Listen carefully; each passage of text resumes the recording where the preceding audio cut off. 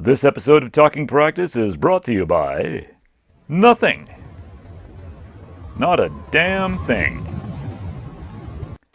Hey Internet, I'm John and you're watching Talking Practice. And do you know what today is? It's my friend Nick's birthday today. Yeah, he's 40 years old today. Can you believe that? 40. I actually turned 40 last month. I was going to do a video about that, but then I didn't. It's kind of a thing with me. I was going to do something and then I don't, or I missed the opportunity. Like when I had this thermos I can't sell anymore. I'm going to sell that, and now who's going to buy this? Hey, you're getting sleepy. But I don't want to do that with my friend's birthday. You know, on social media, you see people all the time, but like you don't actually hang out anymore. That kind of seems like the way it is. Or maybe that's just me. I don't know. Like every once in a while I'll see Nick online and they're like, oh, hey, we got to hang out. I was like, yeah, we do. And then we just keep having that same conversation like over and over again. Haven't actually hung out in like 2 years. And the cat's in the cradle and the silver spoon. The hell am I talking about? Doesn't matter. Here's the story, my first memory of my friend Nick. Now, he's not going to show up until the end of the story, but it's worth it, okay? So this is 7th grade now. And 7th grade for us was the first time that you weren't just in like one class with one teacher for the whole day. Like you'd have math in a math class and then you'd move to science for a science class and be a different teacher and all that. It's weird to explain school to people, but I mean like that's how it was with us. Is like that started in 7th grade. Before that you just had like the one thing, whatever. All right, so we move around the school, right? And one of the classes we had was a shop class or industrial technologies. And the teacher had a interesting voice. He kind of talked like this, and he talked very slow. And he'd be like, everyone take out their pocket holder folders. That's a Trapper Keeper. You guys remember Trapper? That's what he was talking about when he said that. What did we do in industrial technologies? Let me show you. We made a boat. All right, guys? Let me check this out. Look at that. Huh? Isn't that cool? Yeah, ours didn't look like that. Ours was basically like half a banana glued to some plywood. But that was cool, right? That's what I thought we were doing. Wasn't what we made, though. I mean, part of that is because we were like 12. But the other part is because, let's say the class is like 40 minutes, right? 30 minutes of that was taken up with safety instructions because everything in that room could kill or maim you, and he had to tell you every single excruciating detail.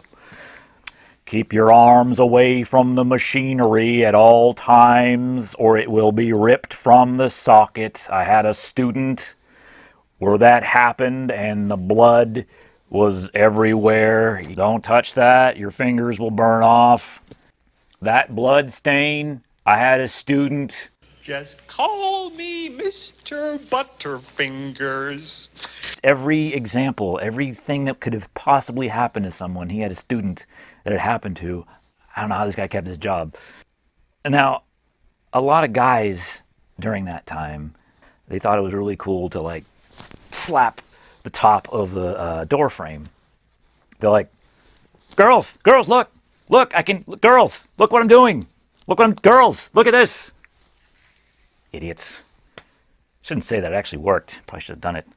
But I didn't, because I listened to the guy. He's like, please don't hit the door frame with your hand. I had a student who hit it and the door closed and sliced off 3 of his fingers.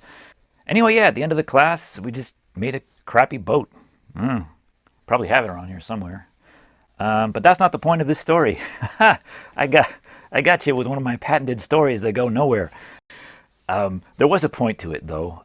See, I had to tell you that first, because there's a lot of very sensitive guys that are going to be very upset that the class I am going to talk about is home economics. Home economics? That's not a man class. It's not manly. It's a girl thing. Oh God. Oh. Yeah, home ec and shop class are co-ed. Who cares? Don't you think everyone should know how to like fix a hole in their shirt or change a tire? Full disclosure, I actually can't do either of those things, but that's what YouTube is for. I'm going to go off on a thing again, but one time I knocked over a lamp. Bulb fell out and broke everywhere, and so you had like broken glass inside. You had to change it. So I got some needle nose pliers and tried to like get it out, but all it did was just kind of like crumble up the glass. And I remembered hearing that you could use like half of a potato to like get a broken bulb out of a thing. But that just broke it up even more and made it like soggy and gross.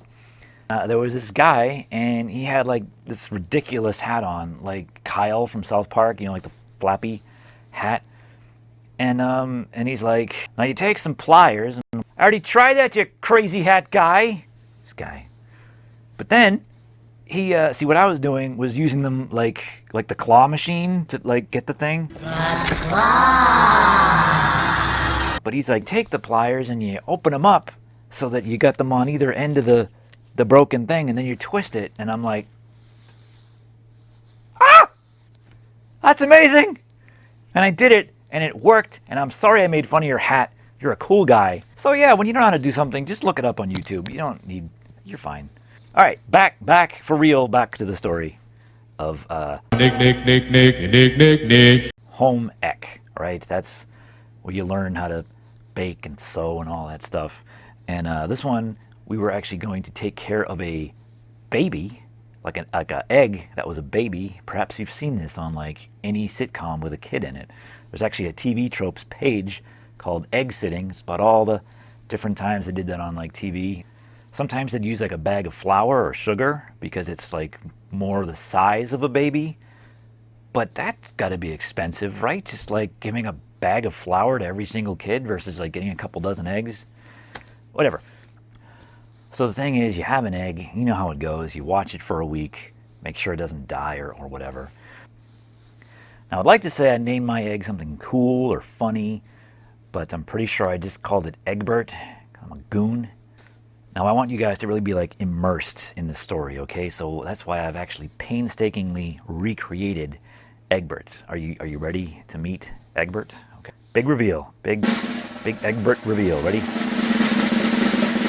Look at that! So yeah, this is basically what Egbert looked like back in the day. He's got little googly eyes, little marker mouth there, his hair, his paintbrush bristles that I kind of glued on there. And he's even got a little diaper, a little safety pin on it. Now he basically looked just like this, but he was brown because the commercials at the time were like, brown eggs are local eggs and local eggs are fresh. So all like the local eggs were brown, but now all the eggs are white. It's like egg gentrification. I don't know what happened, but basically this is what he looked like, okay? So you know the drill. Everyone gets their egg. They gotta watch it for a week. People would just keep their eggs in their locker like you do with a kid. I had the brilliant idea of getting a margarine container, right? And I just fill this thing up with like Kleenex and paper towels and cotton balls and all kinds of fluffy stuff. So he's just kind of sitting on this fluffy little pillow and can't get hurt. And I tested it that night. I just kind of loaded him up and just slammed him on the floor like you would with a real kid. Man, I'm glad I took this class. Really learned a lot. And he was fine. He was fine. All the cotton balls and everything, they kept him safe. And I'm like, this is amazing. I'm a genius. So Egbert was safe. All week long, Egbert was safe. I'm at my locker one day, and Nick comes by, and I was like aware of Nick, but I didn't like know him that much. But he sees the container, and he's like, what's that? Oh, this is my egg project, so I got him in this little container. I'm like, look at this. You just throw him on the ground. I'm untouchable. Perfectly safe, see? And then Nick just takes it, right? And he's like,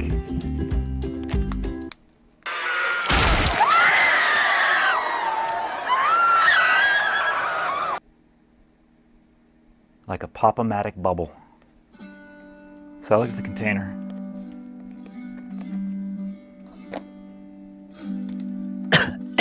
Avenge me! Fun fact, I don't remember if that was before or after I turned him in for class. Hope it was after. So that is my first memory of Nick. Oh, okay.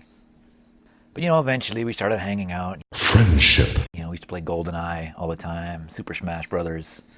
And I even gave the toast at his wedding. Recital? No, not recital. What do you call that thing? It's not the wedding, but the thing after the wedding. The after the wedding thing.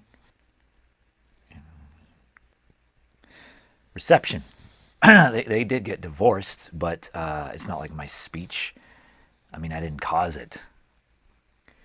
Yeah. Shit. Happy birthday, man. Forget that last part that I said. We should hang out sometime. You know what? You can be on. I've got a chair. You can't see it, but there's a chair right here. You could be a guest on this thing. You could be a guest on this thing. I don't have any guests. That'd be cool. Be like, this is my guest. My first guest, everybody. Yeah, so whatever. We should hang out. You guys can do me a favor, say happy birthday down in the comments. I'm going to link to he's got like a podcast.